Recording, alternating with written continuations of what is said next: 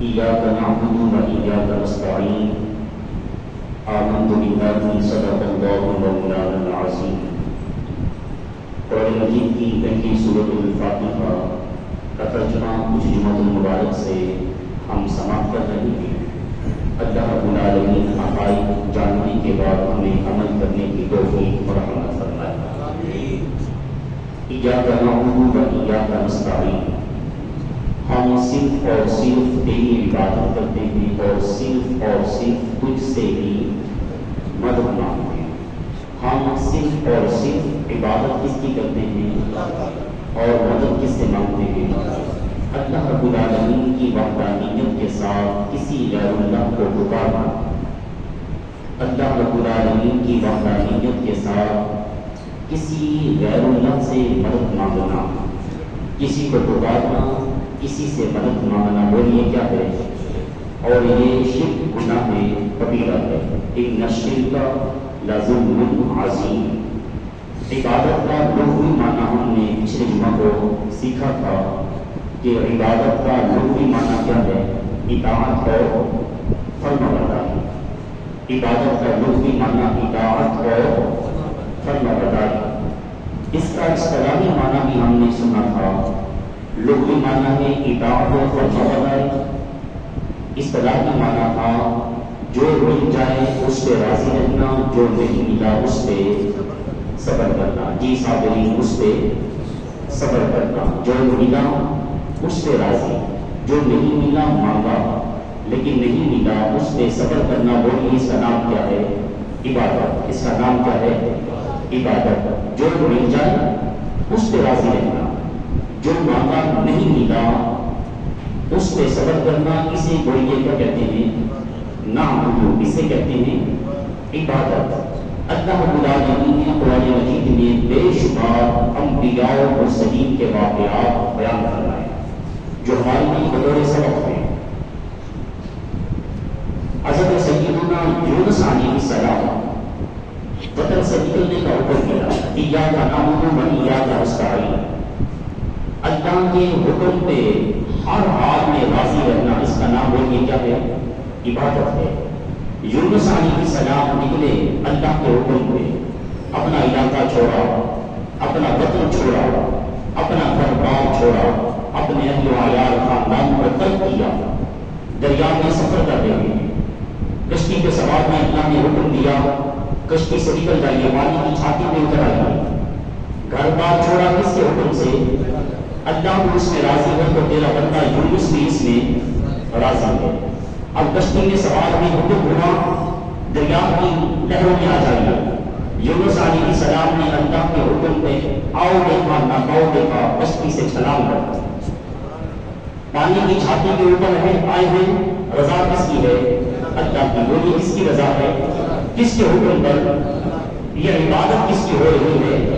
اللہ کی۔ آگے مچھلی کو حکم ملتا ہے، یونس علیہ السلام پانی میں آ رہے ہیں، اس کو اپنے اندر نگل لیا جائے۔ مچھلی اللہ کے حکم سے اللہ کے عظیم پیغمبر یونس علیہ السلام کو اپنے پیٹ میں اٹھا دیتی ہے۔ بولیے یونس علیہ السلام یہاں بھی راضی ہیں، کس کی رضا پر؟ یہ کس کی عبادت ہوگی؟ وطن چھوڑا، عبادت کس کی؟ پانی میں چھلانگ لگائی، کس کی رضا پر؟ عبادت کس کی؟ مچھلی کے پیٹ میں ہے۔ یہ سارے مشکلات، یہ سارے مسائل اللہ کا عظیم پیغمبر یونس علیہ السلام برداشت کر رہے ہیں، اس کے باوجود مچھلی کے پیٹ میں جا کے کیا عرضی پیش کرتے ہیں؟ لا الہ الا انت سبحانک انی کنت من الظالمین۔ پیٹ میں جا کے یہ عرض نہیں کیا بھائی کہنا تیرا پیغمبر ہوں، تیرا نبی ہوں، کوئی غلطی نہیں، معصوم ہوں، اتنی بڑی آزمائش، اتنے بڑے مسائل مشکلات سے مجھے گزارا جا رہا ہے، میری خطا کیا ہے، جرم کیا ہے؟ اتنا کچھ برداشت کرنے کے باوجود مچھلی کے پیٹ میں بیٹھ کے کہا تیرے علاوہ میرا کوئی رب، تیرے علاوہ میرا کوئی معبود، تیرے علاوہ میرا کوئی مسجود نہیں ہے، تو ہی سب کچھ ہے۔ اگر کوئی سوال میں راضی ہے تیرا یونس بھی سوال میں راضی ہے۔ کتنا عرصہ رہے لیکن ایک ہی آواز ہماری لا الہ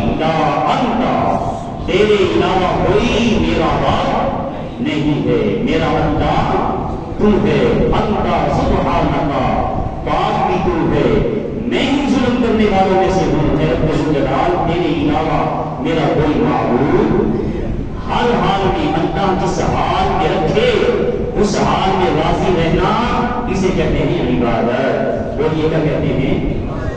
عبادت۔ حضرت یوسف علیہ السلام کا تذکرہ قرآن مجید میں ارشاد فرماتا ہے سورہ یوسف میں۔ بولیے سورت کا نام کیا ہے؟ سورہ یوسف۔ یوسف علیہ السلام اپنے برادران کے ساتھ اپنے بھائیوں کے ساتھ نکلے سیر و تفریح کے لیے، میدان میں اترے نا تو بھائیوں نے ہتھیلی کی، بھائیوں نے بعد میں توبہ کری، پکڑا اور ایک کنویں میں ڈال دیا۔ یوسف علیہ السلام کنویں میں چلے گئے لیکن زبان میں شکوہ گلا نہیں کیا۔ باری تعالیٰ کو راضی ہے، تیرا بندہ بھی راضی ہے۔ سمجھانا یہ چاہتا ہوں کہ یا کا نام کو ہم جو پڑھتے ہیں اس کا مطلب کیا ہے کہ ہم تیری عبادت کرتے ہیں۔ یہ صرف ٹکرے مار لینے کا نام دوستو عبادت نہیں۔ اگر مشکلات آ جائے، مہنگائی آ جائے، بجلی بند ہو جائے، گیس کا بحران ہو جائے، پیٹرول عروج پہ چلا جائے، ہر حال میں بندے تجھے راضی رہنا ہے۔ شکر کس کا کرنا ہے؟ اللہ کا۔ کس کا شکر کرنا ہے؟ آسانیاں بھی وہی دیتا ہے، مشکلات بھی انسان کے اپنے ہاتھوں کی کمائی ہے، لیکن ان مشکلات کو اللہ تعالیٰ آسانیوں میں بدل دیتا ہے۔ لیکن بندہ جب توبہ کرتا ہے اس کی طرف رجوع کر دیتا ہے۔ یوسف علیہ نبینا علیہ السلام کو کنویں میں ڈال دیا گیا، مسافر وہاں سے رزق اٹھا لیا، مصر کے بازار میں فروخت کیا۔ یوسف علیہ السلام خاموش ہے، بک رہے ہیں، کوئی کچھ قیمت لگا رہا ہے، کوئی کچھ قیمت لگا رہا ہے۔ ایک گڑیا، ایک دور کا پننا، ایک کٹیا لے کے اللہ کے عظیم کے رب پر یوسف علیہ السلام کی خریدار بنی۔ یوسف علیہ السلام کی قیمت لگ رہی ہے، آپ خاموش ہیں، اللہ کی رضا پہ راضی ہیں۔ عزیز مصر کے گھر چلے گئے، زلیخا نے الزام لگایا، یوسف علیہ السلام برداشت کر رہے ہیں۔ عزیز مصر نے جیل کی سلاخوں میں ڈال دیا، آپ عرصہ دراز تک وہاں قید رہے، لیکن ہر صورت میں اللہ کی رضا پہ راضی رہے۔ جیل سے نکلے، عزیز مصر کے تخت پہ جب جلوہ گر ہوئے، لوگوں سے یہ نہیں کہا کہ مجھے کنویں میں ڈالا گیا، مصر کے بازار میں فروخت کیا گیا، تو زلیخا نے مجھ پہ الزام لگایا اور مجھے جیل کی سلاخوں کے پیچھے قید کر دیا گیا۔ یہ ساری مشقتیں، یہ سارے مسائل میں نے برداشت کیے، صبر کیا، اللہ نے مجھے یہ جزا دی ہے۔ نہیں، بلکہ یہ ساری مشکلات، ساری مصیبتیں برداشت کرنے کے بعد جب تخت میں بیٹھتے ہیں زبان سے کہتے ہیں ھذا من فضل ربی، لوگوں میں کچھ نہیں ہوں، یہ تو مجھ میرے اللہ کا فضل ہے، یہ میرے اوپر تو میرے اللہ کا بولیے کیا ہے، ہم بھی ہمارے اللہ کا بولیے کیا ہے، فضل ہے، یہ اس کا کرم نہیں توڑ گیا ہے۔ مہنگائی کے دور میں بھی ہم نے سب کچھ چھوڑا، ہم رب کی حدیث پہ حاضر ہو گئے۔ ھذا من فضل ربی، یہ ہمارے اللہ کا ہم نے بولیے کیا ہے، فضل ہے۔ یوسف علیہ السلام نے ساری مصیبتیں برداشت کی، ہر حال میں اللہ کی رضا میں راضی رہے۔ اللہ نے جیل سے نکال کے مصر کے تخت یوسف علیہ السلام کو بٹھا دیا۔ تو اللہ تعالیٰ سمجھانا یہ چاہتا ہے کہ یا کا نعبد و ایاک نستعین، اے لوگوں صرف اور صرف عبادت کس کی کرنی ہے، اللہ کی۔ مدد کس سے مانگنی ہے، اللہ کی وحدانیت کے ساتھ کسی غیر اللہ کو پکارنا، وہ یہ کیا ہے، شرک ہے، وہ یہ کیا ہے، اور شرک گناہ کبیرہ ہے۔ ایاک نعبد و ایاک نستعین، ہم صرف اور صرف عبادت بھی تیری کرتے ہیں اور صرف مدد بھی تجھی سے مانگتے ہیں۔ اهدنا الصراط المستقیم، اے رب ذوالجلال ہمیں سیدھے راستے پر چلا، ہمیں سیدھے راستے پر چلا۔ اهدنا الصراط المستقیم، ہمیں سیدھے راستے پر چلا۔ بندہ نماز پڑھ رہا ہے، بولیے یہ سیدھا راستہ نہیں، سیدھا راستہ نہیں۔ بندہ زکات دے رہا ہے، بولیے یہ راستہ کون سا ہے۔ بندہ روزے کے ساتھ ہے، کس راستے پر ہے۔ نمازی نماز پڑھ رہا ہے، نماز کی حالت میں کہتا ہے اهدنا الصراط المستقیم، رب ذوالجلال التجا ہے، تیرے دربار میں ملتجی ہوں کہ مجھے سیدھے راستے پر چلا۔ جبکہ وہ نماز پڑھ رہا ہے، نماز پڑھ رہا ہے نا، نماز میں کہتا ہے ایاک نعبد و ایاک نستعین، اهدنا الصراط مستقیم، ہمیں سیدھے راستے پر چلا۔ اب جو نمازی نماز پڑھ رہا ہے، کیا یہ نماز پڑھنے والا سیدھے راستے پر نہیں؟ ذرا بولیے، سیدھے راستے پر ہے؟ سیدھے راستے پر ہے تو نماز کی حالت میں نماز پڑھ رہا ہے، یہی تو سیدھا راستہ ہے۔ پھر نمازی نماز میں دعا کرتا ہے کہ باری تعالیٰ مجھے سیدھے راستے پر چلا، جبکہ نماز پڑھ رہا ہے اور نماز سیدھا راستہ ہے، وہ یہ نماز سیدھا راستہ ہے۔ پھر یہ دعا کہے گی، مفسرین کہتے ہیں کہ یہ دعا اس لیے کی جا رہی ہے، باری تعالیٰ تو نے کرم نوازی فرمائی، تیری توفیق سے، تیری مہربانی سے، تیرے فضل و کرم سے میں تیرے دربار پہ حاضر ہوں، میں نماز پڑھ رہا ہوں۔ اب التجا یہ ہے، اس راستے پہ آ گیا ہوں، اب مہربانی فرما کے مجھے اس راستے پہ ثابت قدمی عطا فرما، اس پہ مجھے ثابت قدم رکھا، کہیں شیطان کے شکنجے میں نہ آ جاؤں، اس کے برگلے میں نہ آ جاؤں، کہیں جو مجھے اس راستے سے ہٹا نہ دے۔ اس راستے پر ہوں، اے رب ذوالجلال مجھے سیدھے راستے پہ قائم فرما، اس پہ ثابت قدمی عطا فرما، مجھے شیطان کھلا دشمن ہے۔ ان الشیطان للانسان عدو مبین، قرآن مجید فرماتا ہے اے انسان، شیطان تیرا کھلا دشمن ہے۔ تو اهدنا الصراط المستقیم، اے رب ذوالجلال مجھے سیدھے راستے کی ہدایت عطا فرما، مجھے سیدھے راستے پر چلا۔ یہ بندہ اللہ تعالیٰ سے رحمت کا سوال کرتا ہے۔ کس کا سوال؟ کیونکہ حدیث پاک میں ہے کوئی بھی شخص اپنے اعمال پہ نجات نہیں حاصل کرے گا، کسی بھی آدمی کی نجات اس کے اعمال پر نہیں، کسی بھی آدمی کی کامیابی اس کے اعمال پر نہیں۔ کریم آقا صلی اللہ علیہ وسلم سے صحابہ نے پوچھا، یا رسول اللہ صلی اللہ علیہ وسلم کیا آپ کی بھی کامیابی اللہ کی رحمت پہ ہے؟ آپ جو ارشاد فرما رہے ہیں کوئی بھی انسان اللہ کی رحمت کے بغیر نجات نہیں پا سکتا، کامیابی حاصل نہیں کر سکتا، کامیاب و کامران نہیں ہو سکتا جب تک اللہ کی رحمت شامل حال نہ ہو۔ تو کیا یا رسول اللہ صلی اللہ علیہ وسلم آپ کی بھی کامیابی، آپ کی بھی نجات اللہ کی رحمت پر ہے؟ آپ علیہ السلام نے جواب دیا، ہاں میری نجات، میری کامیابی بھی اللہ کی رحمت کے ساتھ ہے۔ یارو فخر مجودا، بلکہ یوں کہوں باعث تحریک کائنات، امام الانبیاء، رسولوں کے رسول ہیں، وہ فرماتے ہیں کہ میری نجات، میری کامیابی بھی اللہ کی رحمت کے ساتھ ہے، میں اور آپ کیا چاہیے؟ تو ہمیں ہر وقت اس دعا کو الفاظ بنا کے اللہ کی بارگاہ میں عرض پیش کرتے رہتے ہیں۔ کیا قابل ہے کہ ایمان والو اهدنا الصراط المستقیم، اے رب ذوالجلال ہم تیری رحمت کے طالب ہیں، ہمیں سیدھے راستے پر چلا، ہمیں سیدھے راستے پر چلا، بولیے ہمیں سیدھے راستے پر چلا۔ اب پہلے عبادت کی ہے، ایاک نعبد و ایاک نستعین، ہم صرف اور صرف تیری عبادت کرتے ہیں اور تجھ سے ہی مدد مانگتے ہیں۔ اهدنا الصراط المستقیم، ہمیں سیدھے راستے پر چلا۔ پہلے عبادت کی ہے، اب عبادت کو وسیلہ بنا کے اللہ کی بارگاہ میں عرضی پیش کر رہا ہے، اللہ ہمیں سیدھے راستے پر چلا۔ اب راستہ کون سا جو ہم اللہ کی بارگاہ میں عرض کر رہے ہیں ہمیں سیدھے راستے پر چلا، یہ راستہ کون سا ہے؟ اللہ تعالیٰ نے خود ہماری رہنمائی فرمائی، اهدنا الصراط المستقیم۔ تم جو کہتے ہو کہ ہمیں سیدھے راستے پر چلا، اب مجھ سے راستہ جو مانگ رہے ہو وہ راستہ کون سا ہونا چاہیے؟ صراط الذین انعمت علیہم، اے رب ذوالجلال ان لوگوں کے راستے پر چلا جن پر تیرا انعام ہوا ہے،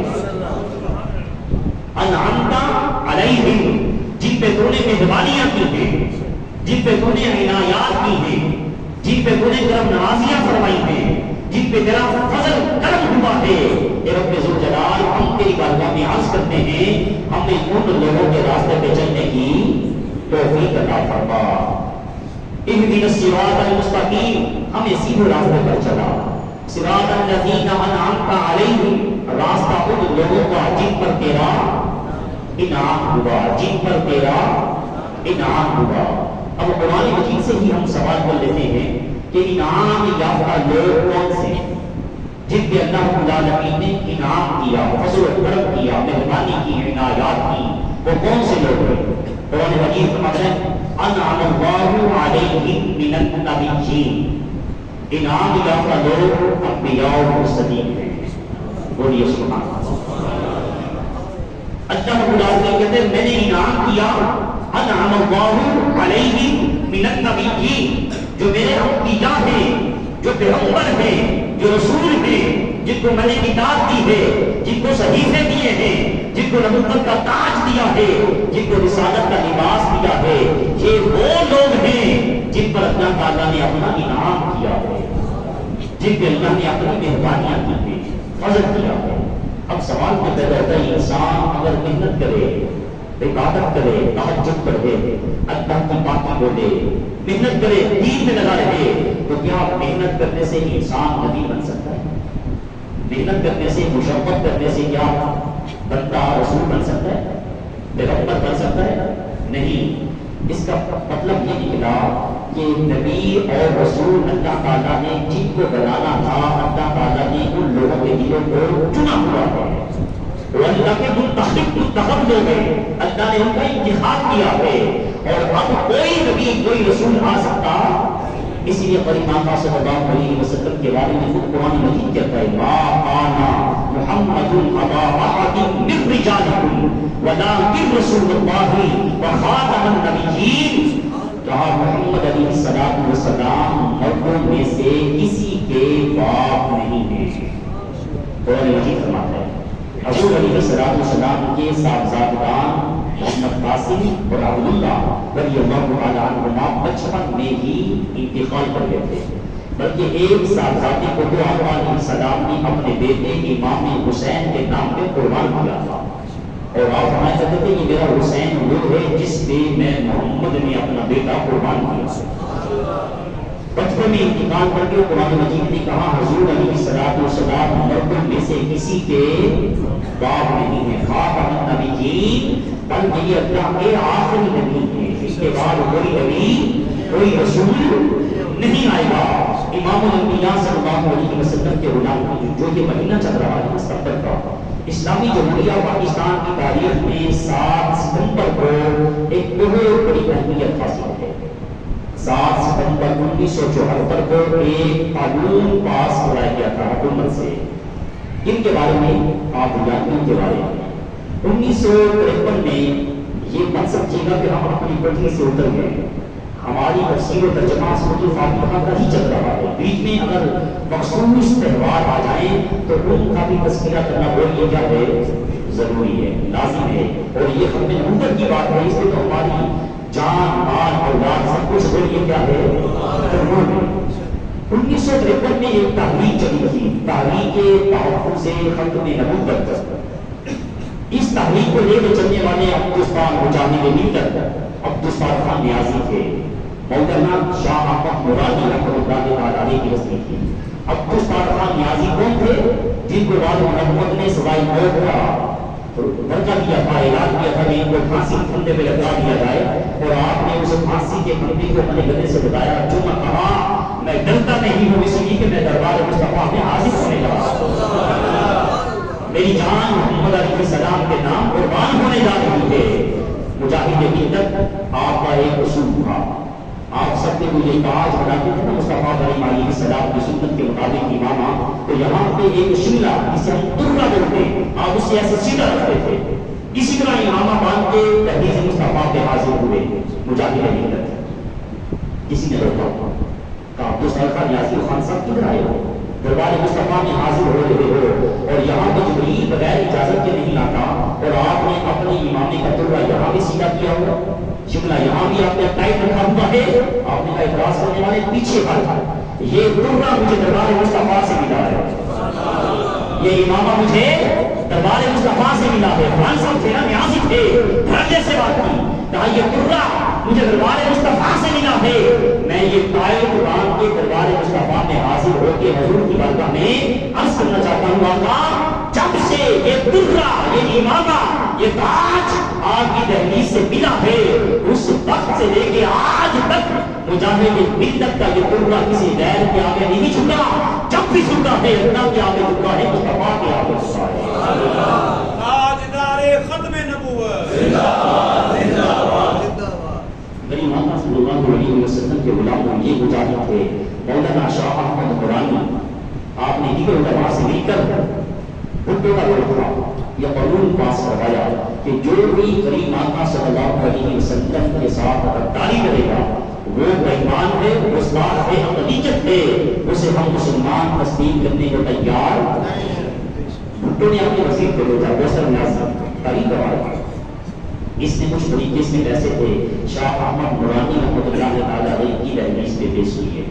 ہم نے آپ کا یہ رکا یہ بل پاس کر دیا ہے، قومی اسمبلی سے پاس ہو گیا ہے، لیکن ایک ریکویسٹ ہے جو یہ لاہور کے قادیانی ہیں انہیں اقلیت قرار نہ دیا جائے۔ جو دیگر لوگ ہیں گوا کے رہنے والے جو باقی قادیانی ہیں انہیں ہم کافر قرار دیتے ہیں، جو لاہوری قادیانی ہیں نا انہیں آپ اقلیت نہ بنائیں، انہیں آپ مسلمان نہ کہیں۔ آپ کے سامنے یوں بڑی کیس لے کر نا شاہ محمد قرآنی رحمۃ اللہ تعالیٰ علیہ نے بڑی کیس کو ایسے آگے بھولے گا کہ آپ مجھے آج خریدنا چاہتے ہو میں دربار مصطفیٰ میں پہلے بک چکا ہوں، مجھے میرے محبوب نے پہلے ہی غریب دیا ہے۔ ہمارا ایک ہی اعلان ہے، میرے آقا کا فرمان ہے انا خاتم النبیین لا نبی بعدی، میں آخری پیغمبر ہوں، میرے بعد کوئی نبی، میرے بعد کوئی رسول نہیں ہے۔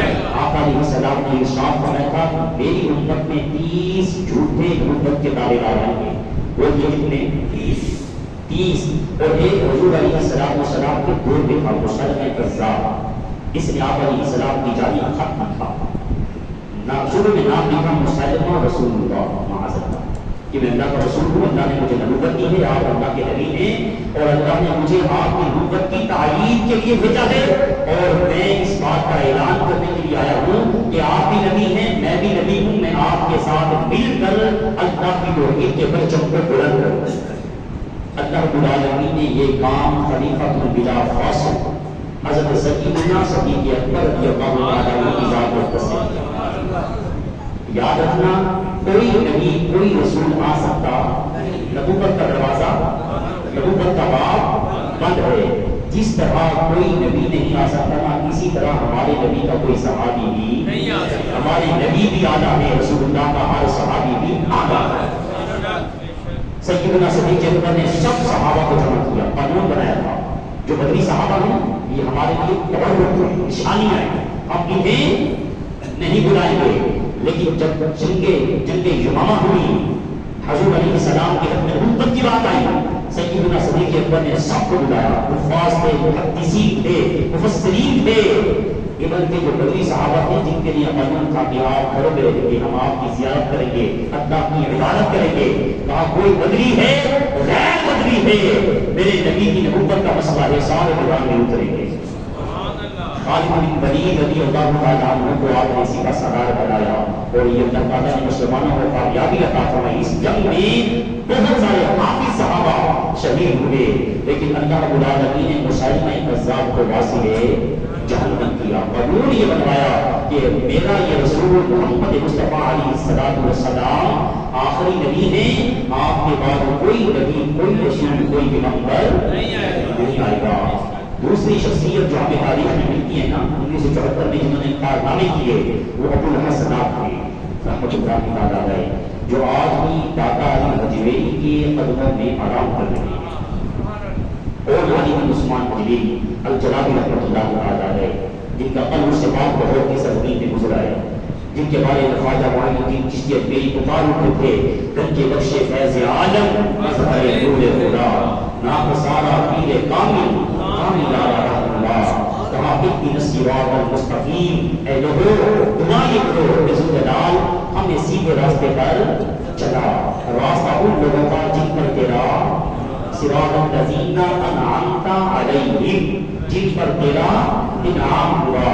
انعام یافتہ لوگ کون ہیں؟ قرآن مجید نے کہا انعم اللہ علیہم من النبیین، ایک اللہ کے پیغمبر ہیں رسول ہیں، والصدیقین ایک سچے لوگ ہیں، سچ بولنے والوں کو بولی اللہ کا کیا ہوتا ہے؟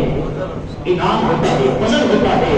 آج کے بعد میں سچ بولیں گے نا انشاءاللہ، کوئی دلی آدمی انشاءاللہ کہیے مجھے کچھ شک ہو رہا ہے، انشاءاللہ سچ بولیں گے نا سچ بولنے والے کے طاقت کہتے ہیں کیا ہوتا ہے؟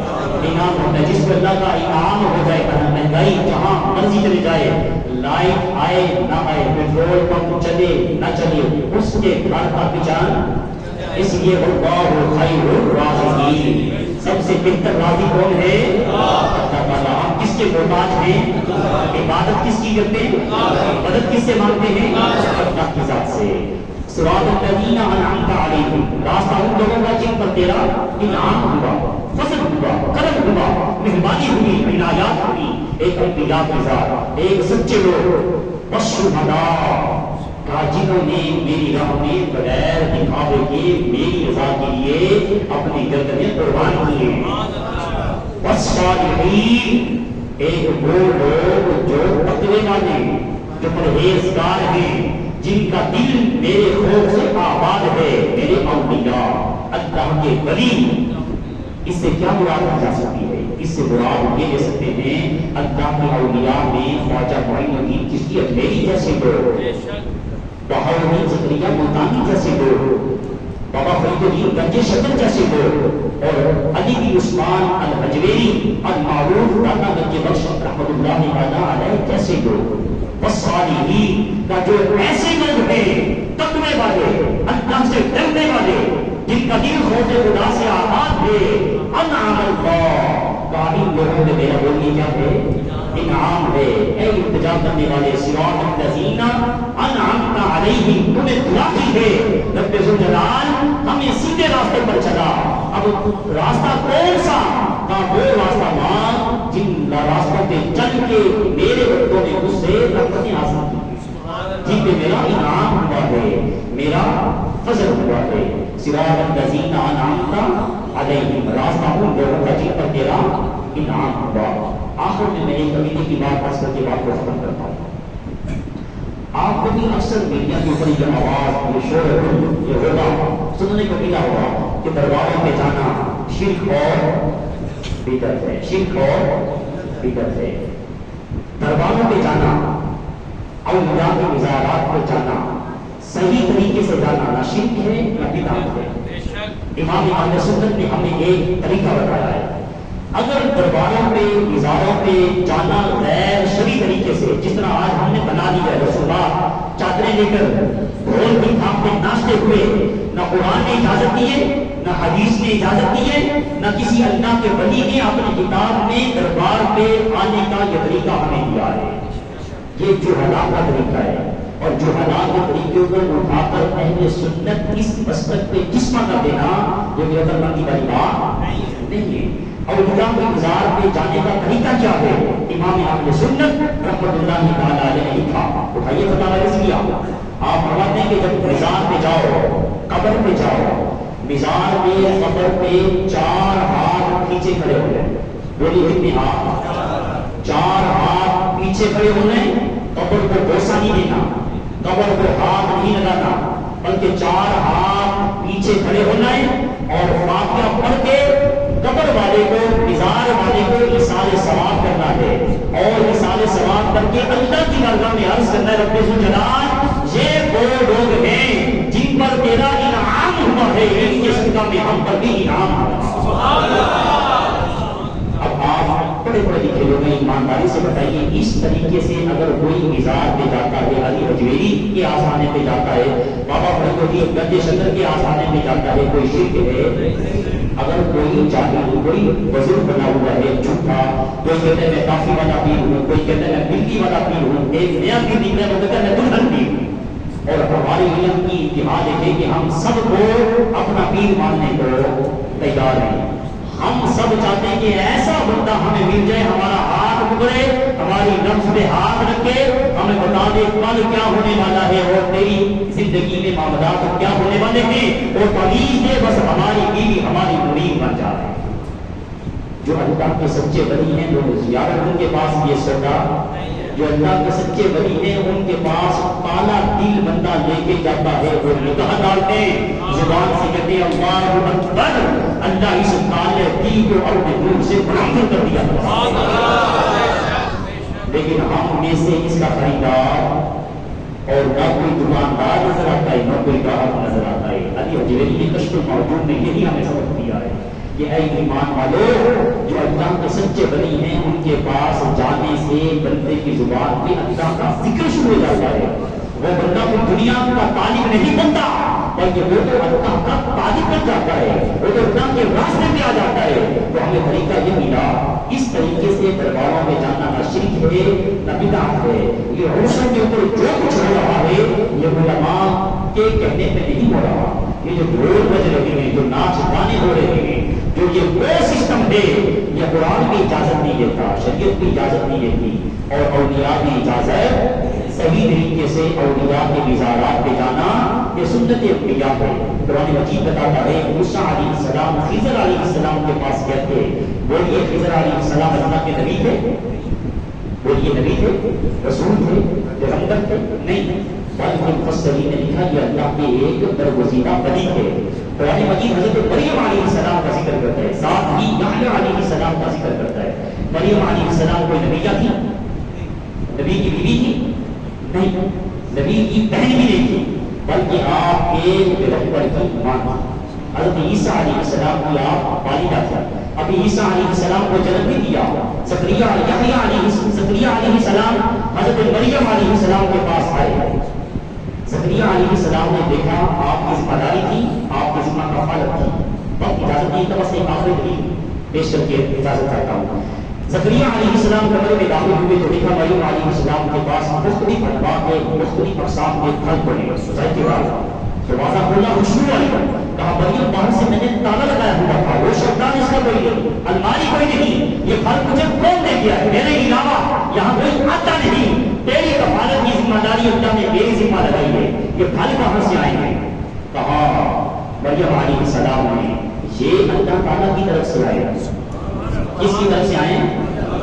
یہ اللہ تعالیٰ کی طرف سے. قالا یا مریم انا لکی ھذا, کہا عند اللہ, یہ اللہ تعالیٰ کی طرف سے آئے ہیں, اور اللہ تعالیٰ جسے چاہتا ہے بہترین رزق عطا فرماتا ہے. زکریا علیہ السلام نے یہاں کھڑے ہو کر مریم علیہ السلام کے پاس, مریم نبی نہیں اللہ کی بلیاں ہے, مریم علیہ السلام کے پاس کھڑے ہو کے اللہ کی بارگاہ میں عرض کی, اے رب ذوالجلال مجھے اپنے جناب سے ایک بیٹا عطا فرما. وسیلہ کس کو بنایا؟ مریم علیہ السلام کی اس جائے قیام کو, اس کمرے کو, وہاں کھڑے ہو کر مریم علیہ السلام کا وسیلہ اللہ کی بارگاہ میں پیش کر کے اس سے پتہ یہ چلتا ہے اللہ کے نیک بندوں کے پاس جا کے ان سے دعا کروانا اور ان کا وسیلہ بنا کے اللہ سے مانگنا کوئی شرک اور بدعت نہیں ہے, بلکہ یہ انبیاء علیہ السلام کا طریقہ اور سنت ہے. اللہ تعالیٰ صحیح باتیں سمجھنے کے بعد مجھے آپ کو عمل کی توفیق عطا فرمائے, سنت عطا فرمائے.